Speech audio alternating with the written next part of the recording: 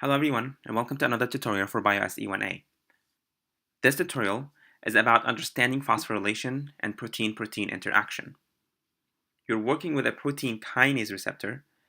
The receptor belongs to the receptor threonine kinase class because it has 3 threonine residues in the cytoplasmic domain. When the receptor is activated, the 3 threonine residues are phosphorylated, making them negatively charged. This allows the binding to another protein called X. So you are interested in studying the interaction between this receptor kinase and protein X. So you decided to make mutations in the receptor to see how this binding would be affected. Briefly explain what effect, if any, you would expect each of the following mutations to have on the interaction of the receptor and protein X. If you mutate all 3 cytoplasmic threonines to alanine, will protein X still bind? Alanine is a hydrophobic residue. It's not negatively charged, so it can't bind to protein X. Alanine also cannot get phosphorylated.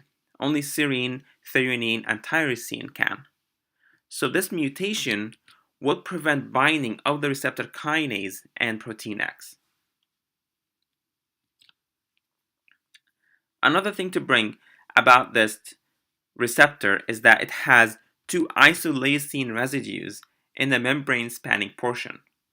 If you mutate these 2 residues to valine, will protein X still bind? Remember that a membrane protein should have hydrophobic residues that span the membrane.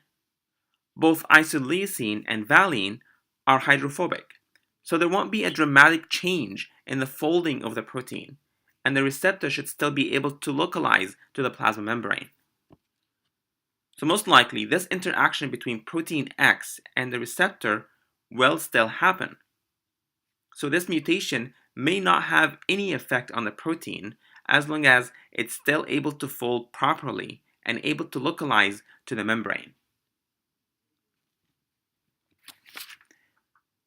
Another thing to know about this receptor is that it has 3 phenylalanine residues in the membrane spanning portion. If you mutate these 3 residues to glutamine, will protein X still bind? Most likely, protein X will not be able to bind. Again, remember that a membrane protein should have hydrophobic residues that span the membrane. Now, this mutation changes a hydrophobic amino acid to a hydrophilic amino acid in the membrane spanning region. So this mutation could prevent localization of the receptor to the membrane.